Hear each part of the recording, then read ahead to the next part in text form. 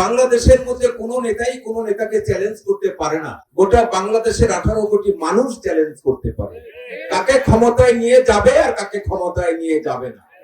জনগণ ছাড়া কি চ্যালেঞ্জ করা যায়? চ্যালেঞ্জ করা যায় না।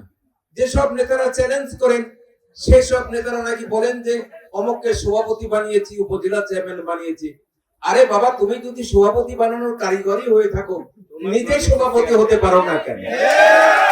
উপজেলা চেয়ারম্যান হওয়ার কারিগরি যদি হতে পারো, তাহলে তুমি একটা ইউনিয়ন পরিষদের চেয়ারম্যান কেন তুমি হতে পারো?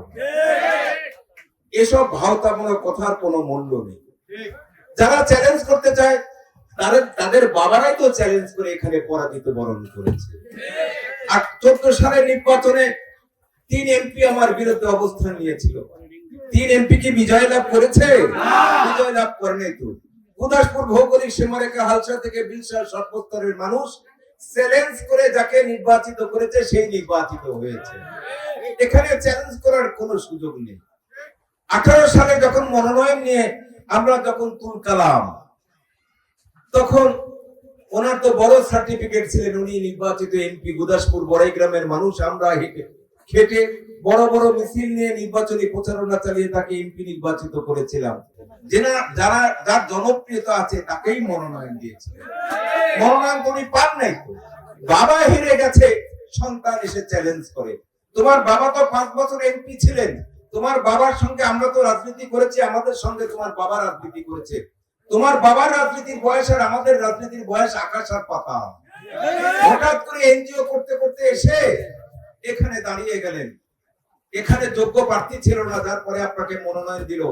বারবার হেরে গেলেন। দলের সঙ্গে তো প্রতারণা কম করেননি তো আপনি।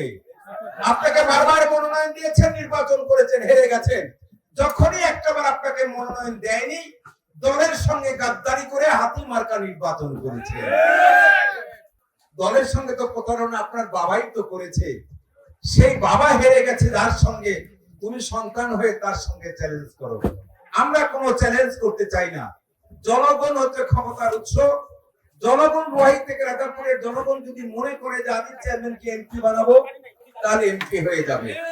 এই এলাকার মানুষ যদি মনে করে, এই আসনের মানুষ যদি মনে করে তোমাকে এমপি বানাবে, তাহলে তুমি এমপি হয়ে যাবে। চ্যালেঞ্জ করার কোনো সুযোগ নেই।